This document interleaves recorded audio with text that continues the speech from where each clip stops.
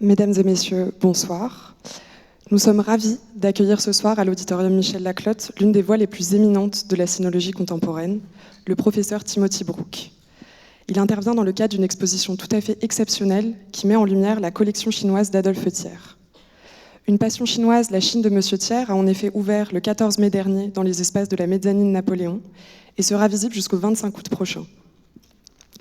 Timothy Brook est historien, professeur émérite à l'Université de la Colombie-Britannique à Vancouver, où il a détenu la chaire d'histoire de la Chine, après avoir enseigné à l'Université d'Alberta, de Toronto, à Stanford et à Oxford, où il a été titulaire de la chaire d'histoire de la Chine de 2007 à 2009. Spécialiste de la période Ming, il a surtout été le pionnier d'une histoire globale de la Chine impériale, renouvelant par sa méthode et son approche historique notre compréhension des échanges et des transferts culturels à l'époque moderne. Son ouvrage, Le chapeau de Vermeer, le XVIIe siècle à l'aube de la mondialisation, est aujourd'hui un classique des sciences humaines. Il est également l'auteur, plus récemment, du Léopard de Kublai Khan, une histoire mondiale de la Chine, qui a reçu en 2020 le Grand Prix des Rendez-vous de l'Histoire de Blois.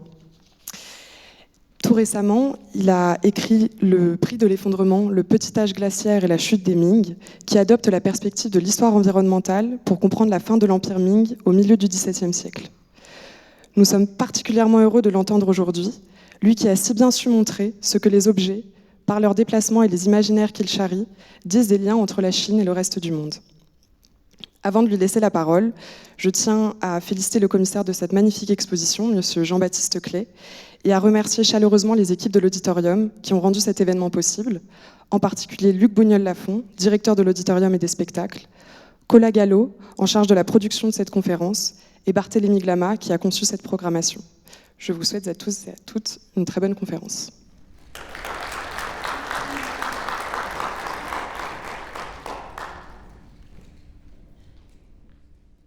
Merci et bonsoir. Je regrette que ce soir, je vais parler en anglais, pas en français. But let me begin by saying that it's a delight and an incredible honor to be here speaking at the Musée du Louvre on the subject of its Chinese collection, which I did not know even existed until I met Jean-Baptiste Clay last October. And he invited me to become part of the group that has been studying this collection ever since. I first came to the Louvre when I was 20 years old. There was not a Chinese object anywhere on display. So I'm delighted and surprised to know that the Louvre has a Chinese collection, and in fact, a Japanese collection as well. I'm not an art historian, although I have studied how things move among countries. That's one of the subjects of Vermeer's hat. I'm also not I'm not a specialist in France of the 19th century. So I've learned an incredible amount in the last 4 days. I saw the exhibition on Monday. Jean-Baptiste led this group of conference participants through the collection. Then I went back again today to look at it a second time. Monday and Tuesday we had a conference to discuss the surprises and delights of the collection. And it's just been an endless surprise that that a collection of Asian objects should suddenly surface and become visible inside the Louvre. As a historian, it's my task to discover new information and look at things in new ways. And that's what this collection has enabled. So I've learned a lot by coming here to Paris and examining the collection. And what's so important about what Jean-Baptiste has done is he's given life back to these objects. They are no longer just stuff stored in a storage cupboard somewhere, but they are objects that have a history. That history is now known to us, and the importance of these objects in the Louvre and for the Louvre has now become very important. So I want to thank Jean-Baptiste for giving me this opportunity to learn about the collection of Adolphe Thiers. My opening question is, how do we get to know another culture? By visiting it, reading about it, and examining the things that it produces. In the 19th century, Adolphe Thiers was curious about China. Well, in his own terms, passionate about China. His opportunities to know anything about China were by reading about it, talking to specialists, and collecting objects that came from China. His first encounter with Chinese things in the 1820s was through his network of contacts with the first generation of French sinologists, Abel Rémusat, Stanislas Julien, as well as travelers such as Évariste Houck and military officers such as Charles-Louis Dupin. Relying on their advice, he began acquiring Chinese things. The Louvre holds what remains of his collection, and this exhibition offers us the opportunity to understand, why did Thiers collect these particular pieces? What did that collection mean to him? And what does it mean that it should be here in the Louvre today? Thiers Chinese things include few items that really would excite Chinese art historians today, but that is not enough to ignore the collection, because it's his collecting practices and what he put together to understand China that is important. There was a condescending view popular about 50 years ago that dismissed Thiers for exoticizing, or if I could use Edward Said's term, orientalizing China. But I propose that we approach his collection from a broader perspective, not as evidence of amateurism or exoticism, but as an intriguing complement to his collection of Florentine art, which he most cherished. My second question for tonight is, what did he think he was doing by acquiring such things? And these are the topics I'm going to be covering in my talk today.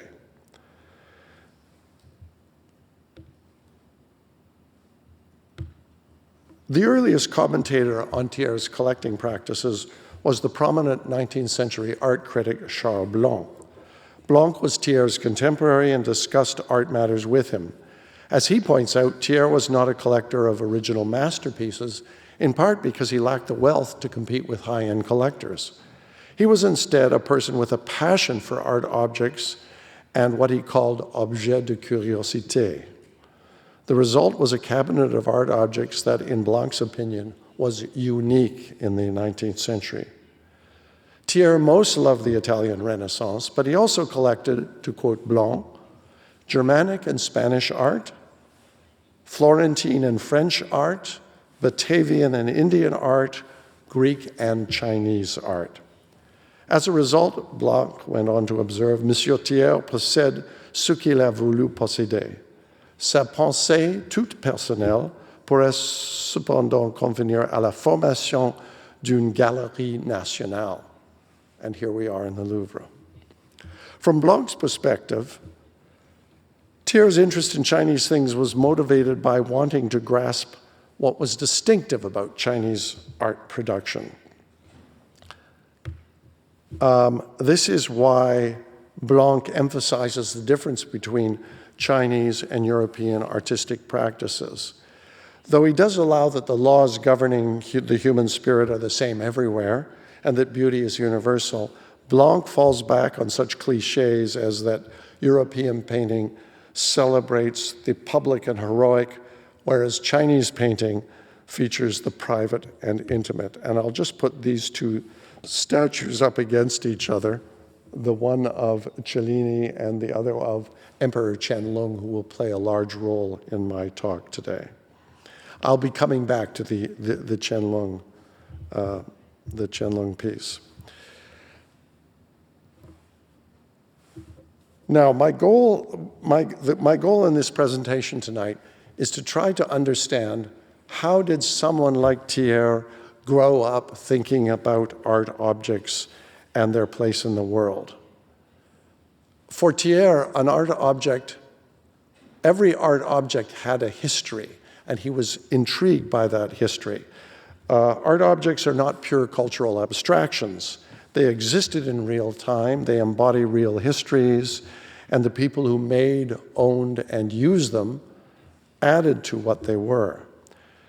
The striking thing about Chinese objects in Europe in the 19th century is that after crossing great distances, whether through commercial exchange or royal gift, they arrived stripped of their earlier histories, which is why most Europeans examine them to understand what they thought China was and what they thought Europe was, and put them in contrast.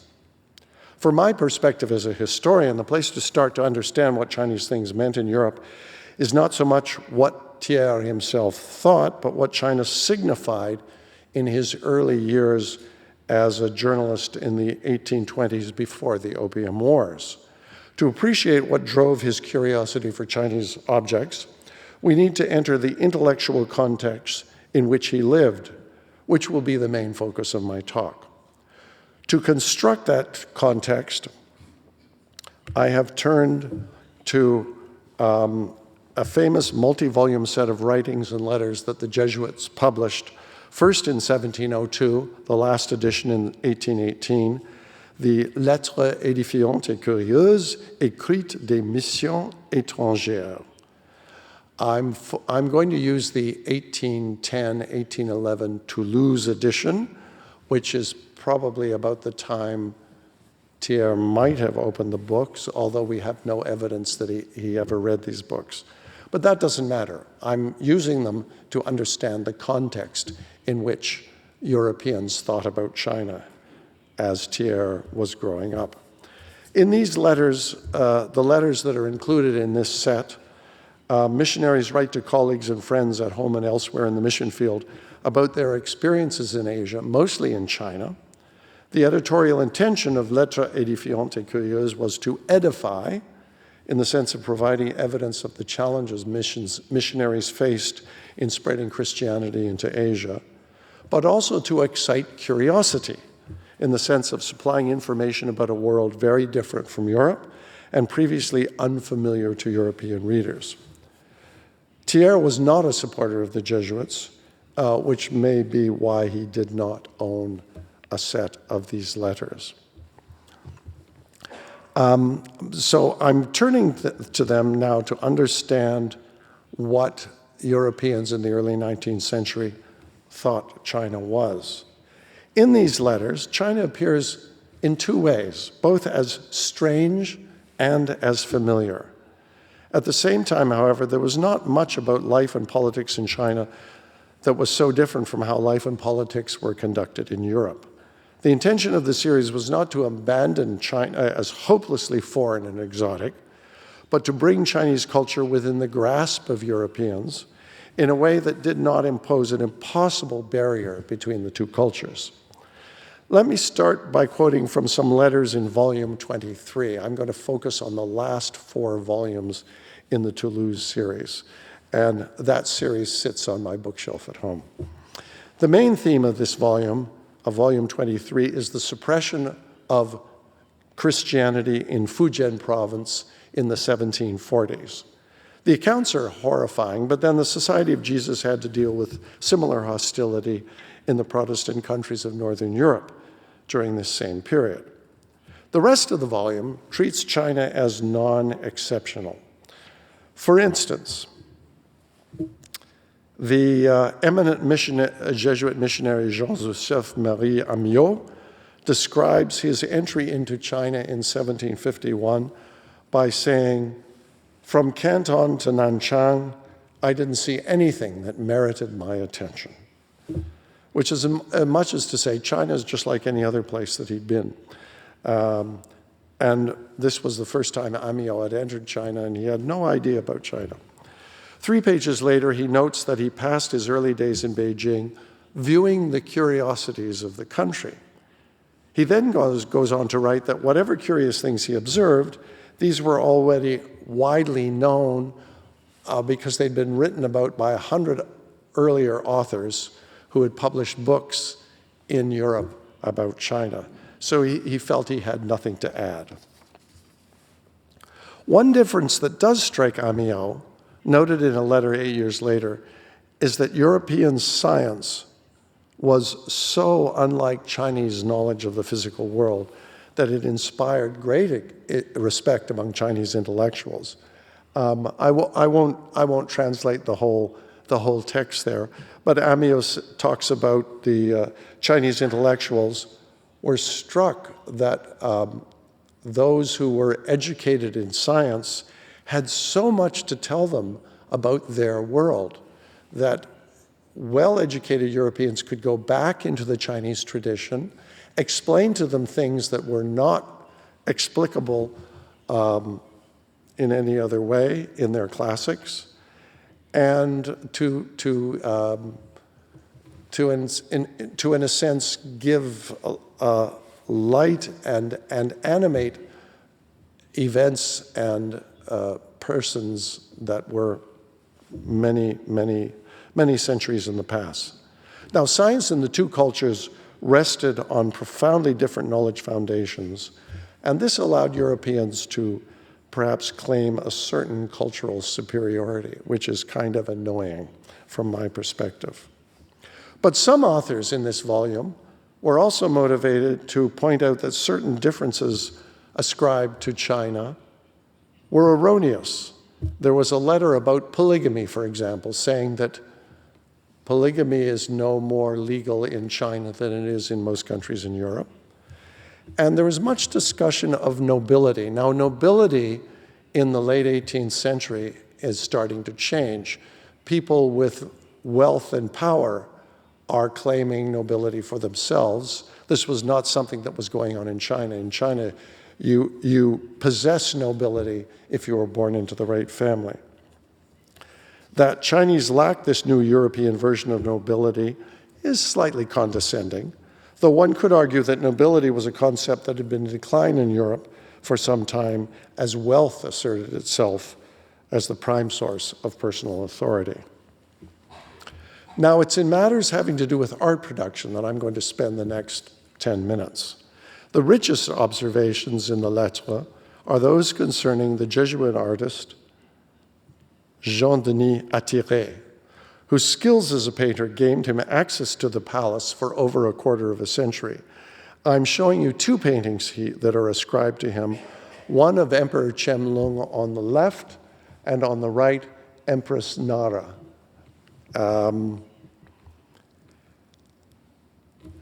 Attiret was very much respected within the Manchu court, and he was respected by his Jesuit colleagues. He was fondly remembered as a pious, patient, and gentle man. Jean-Mathieu de Ventavon wrote about him in a letter in 1769, the year after Attiret died. De Ventavon wrote about him to say that art cultures could diverge greatly, but the gap between them was not easily stepped across by artists. So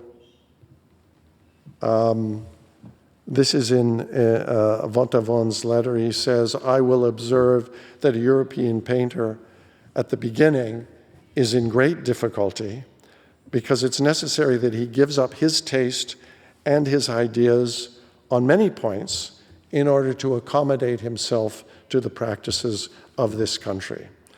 And it's not easy to do.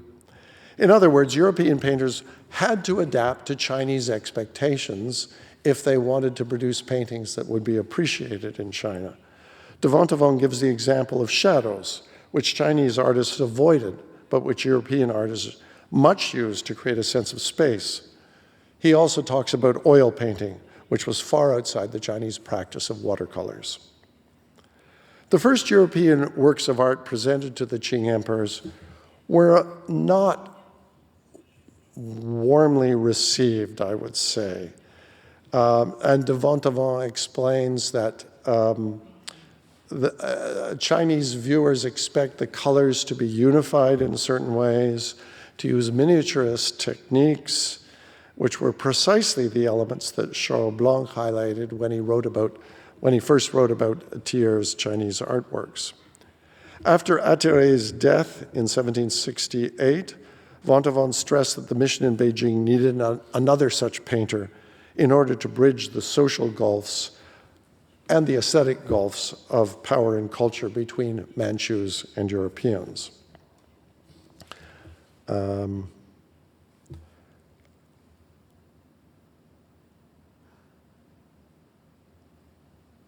Yes, okay. So, according to missionary Pierre-Martial Cibot, writing 2 years later from Beijing, Attiret was hugely favored by the emperor's brother, who frequently visited the mission station in the suburbs of Beijing.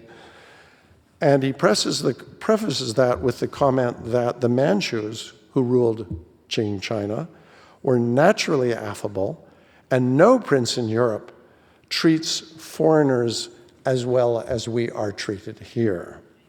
Cibot's interactions with the emperor's brother, who came to his room and admired the portrait of Jesus in his oratory, led him to remark that the picture was beautiful and sublime. And so artwork proved to be a way in which each side started to understand the other. In a letter written the year after his entry into China, I'm going back to Amiot here. Amiot uses Attiret to set China and Europe in an intriguing contrast. The contrast is not fundamental and has nothing to do with art. Rather, it reflects the difference in how the two cultures read personal ambition. Emperor Qianlong offered Attiret an official position in the Qing bureaucracy. But Attiret politely declined because of his work obligations as a Christian missionary. Attiret's decision amazed his Chinese friends, leading Amiot to observe that the Chinese have made so much of an act which in Europe would only pass as a very ordinary thing for people of this century, which is or should be so for people of our condition. Indifference to rank is regarded here as the apogee of perfection. And so in a certain way, Attiret's refusal to work, to take a post from Emperor Qianlong was respected by Chinese, but also it puzzled them because you don't say no to an emperor. Now, as I'm going to move on now to Michel Benoit. The closest observations of the Manchu aristocracy and their reactions to European painting are probably two letters that Benoit wrote in 1773, in which he chronicles the experiences of the Italian Jesuit painter Giuseppe Pansa, and I'll get to Pansa in a moment. Pansa was one of several Jesuits, all with technical skills, whom Benoit introduced to the court in January of 1773. For the Jesuits, Pansa's purpose was to gain access to the emperor and paint his portrait. Emperor Qianlong, however, was not sure he wanted to give Pansa the time he needed to do the portrait. He suggested and said that Pansa should work from a previous Chinese portrait and that he would sit briefly for Pansa later in order for Pansa to adjust that earlier image. Benoit,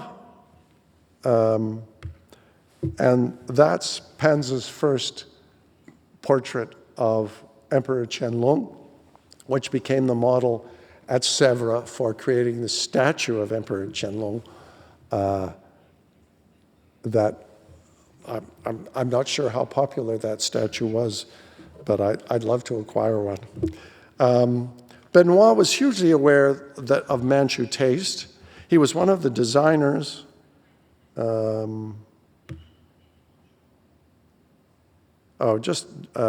sorry, I've lost. Oh, yes, he was one of the designers of there was a European pavilion in the Summer Palace, of which several fine prints survive. He explains to the reader that, quote, the taste in China is that portraits be done full face, not a little to the side as they are done in Europe. It is necessary that the same parts of both sides of the face appear equally in the portrait and that there be no difference between them, so that the portrait is always looking at the viewer, from which it happens that it is here more difficult than elsewhere to succeed in this kind of painting. When Pansa produced his first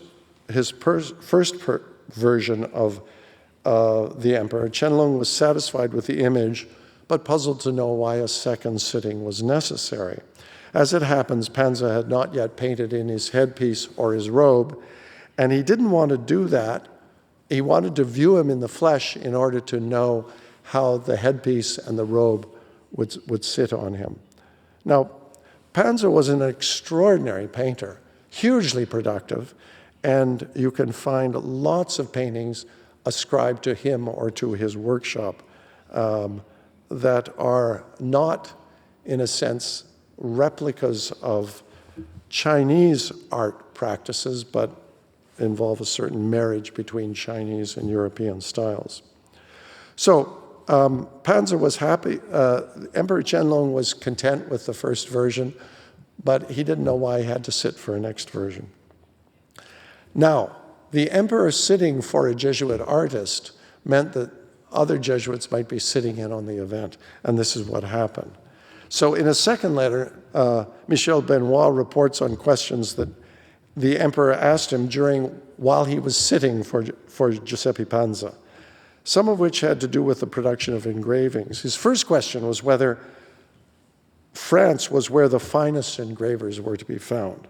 Benoit explained that excellent engravers worked all over Europe, but that the head official in Canton preferred to admit French people rather than people of other races, other European races, other European countries, which is why the Jesuits mostly sent French artists. Qianlong's next question was whether the engravings that the Jesuits brought with them and presented to him had been made many, many years ago, given the length of the voyage. Benoit allowed that this was so, but he also explained that the engravings sent to the emperor were selected through a complex and slow process by the minister in charge of the department that sponsored their production and the chief engraver working for the French court. The two men adopted conflicting views. The engraver preferred to choose engravings that he regarded as being in the highest European taste, whereas the minister felt it was necessary to take account of Chinese taste, so it took them a long time to decide what they were going to send to China. Qianlong's next question during his second sitting for Panza to Benoit pushed him even further. Quote, "As the subject of these prints is of little interest in Europe, I cannot be too occupied about what is happening in such distant countries." So he was ready to just dismiss the prints that the Europeans were giving him.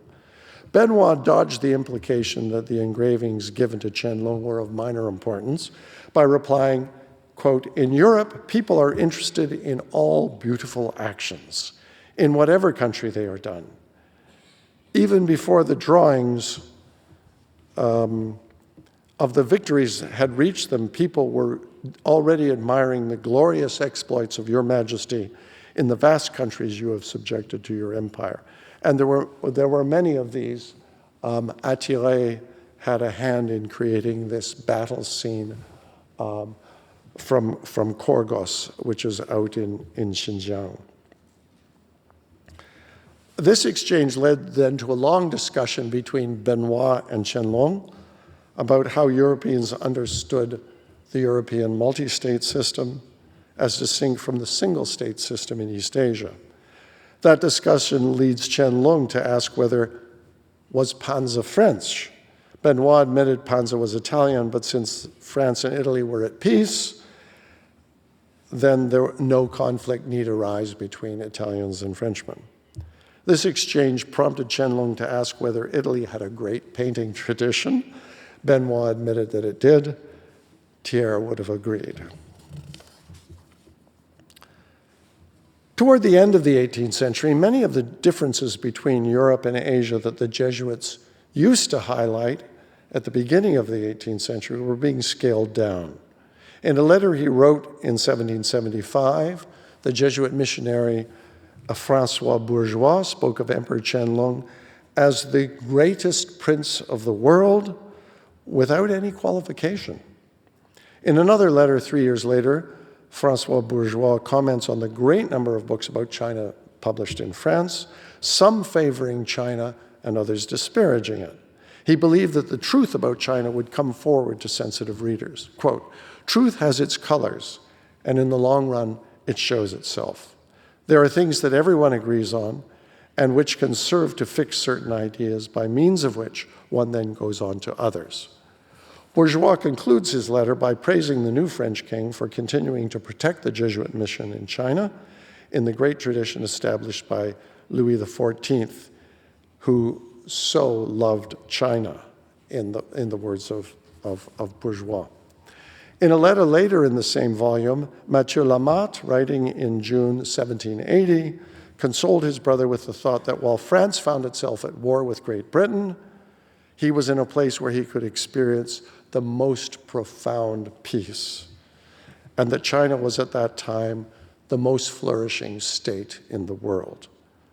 So the world was a place in which all polities functioned in a common way, and China had earned Jesuits' imagination, a view with which Thiers would have agreed. What struck me as I read the later volumes of the Jesuit letters was that these books fed readers' curiosity in two ways. One, by highlighting and explaining certain differences, and the other by showing how much life in China should not be inscrutable from a European perspective. They gave Europeans a broad, informed, even at times casual sense of what China was like. By the 19th century, the latter view of familiarity came to prevail over the former view of alienation. This double vision may help us to appreciate what Adolphe Thiers saw in Chinese things. They were mildly distinctive from a European point of view, but they were also part of the world he inhabited, which is why he, as a French journalist, historian, and later statesman, wanted them included in his collection.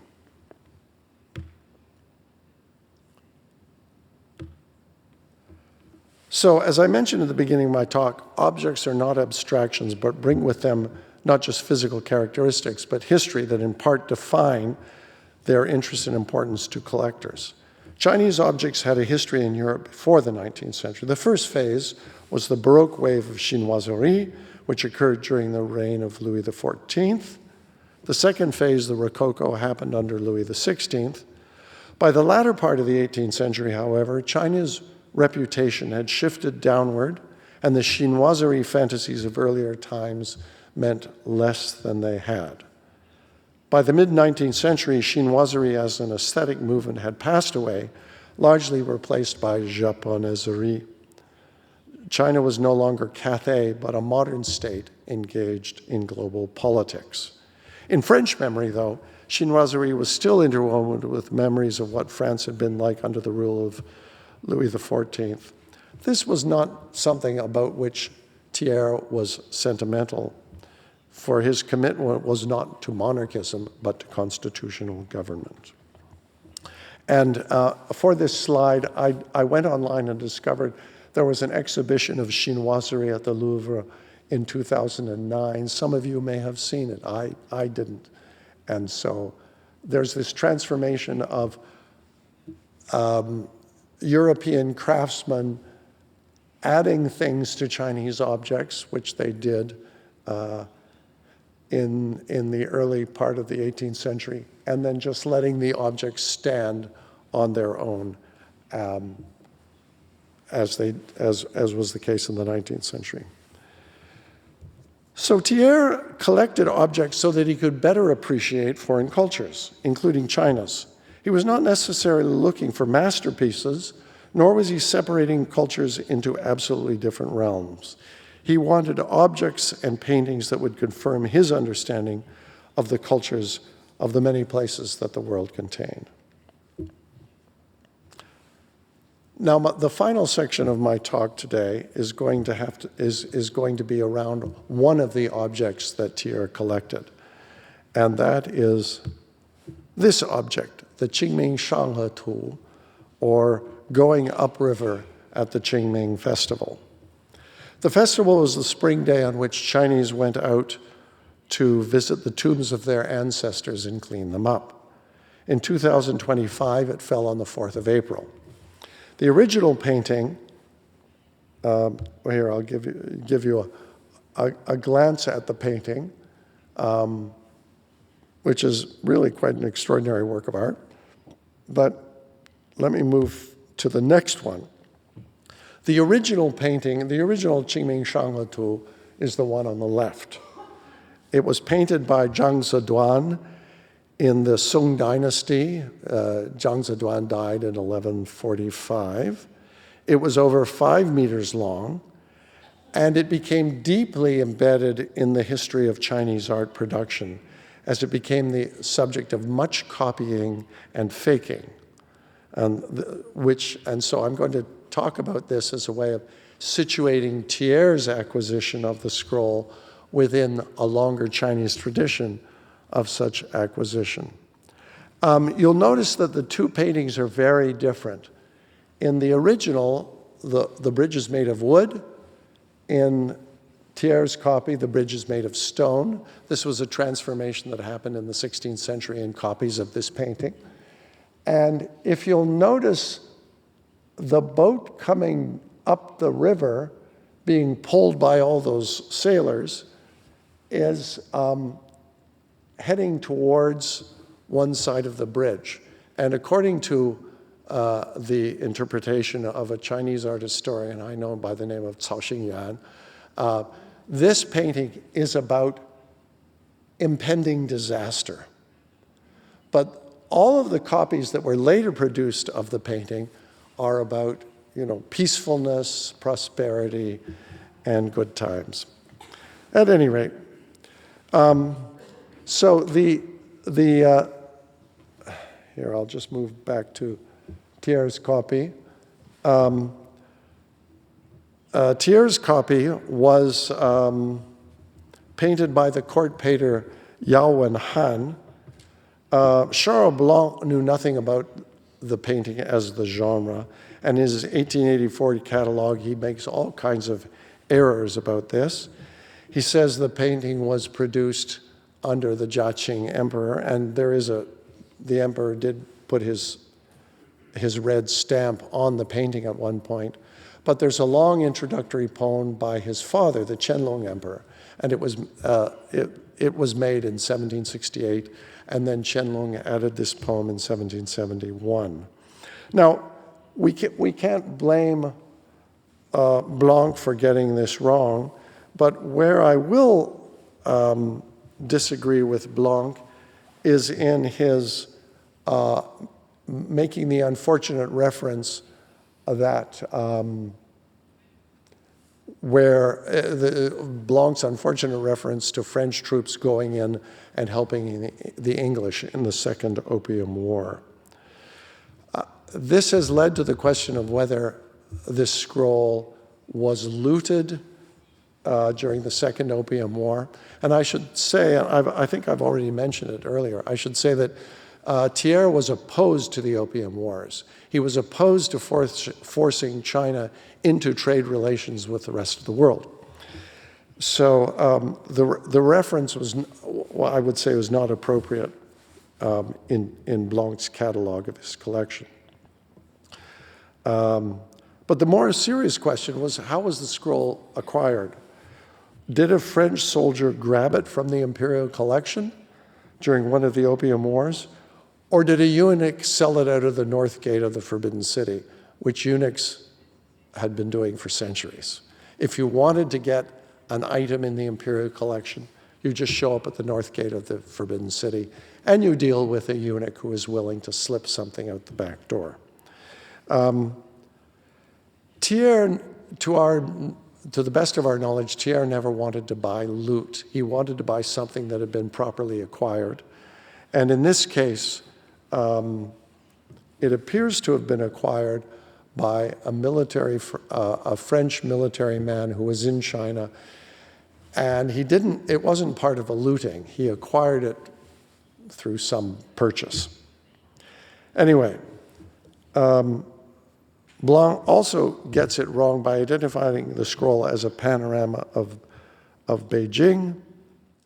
And in fact, it was redone in a sort of, to sort of suggest Beijing, but the original painting is Kaifeng down on the Yellow River. And if you read the inscription and the seals, you realize that it's just it's an adaptation of Zhang Zedong's original. That a Qianlong emperor appears to have commissioned so that he could have a survey of life as it was lived in the streets of Beijing that he could take with him when he went out on tour.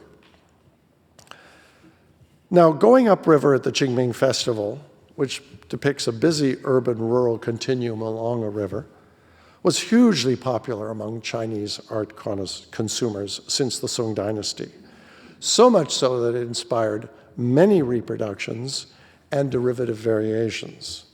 Thiers' copy thus rests within a long tradition of reproduction by artists of the Ming and Qing dynasties for buyers who sought status through art. To own a copy of this was considered hugely prestigious. Now, the most famous story of its reproduction is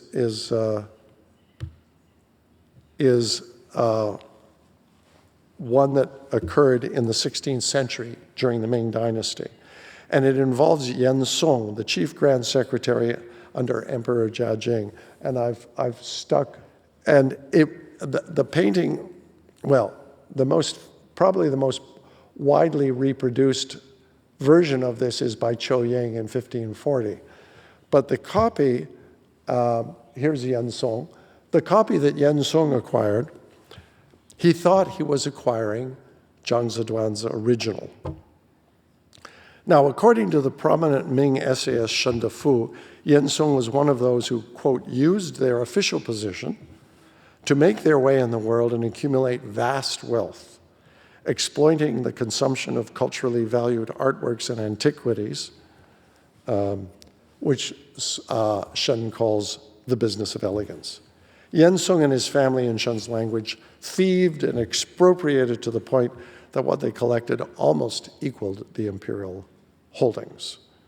The corrupt practices of Yan Song's son, Yan Shifan, led in 1562 to, again in Shen's terms, to, quote, their iceberg melted and their caves of gold were emptied.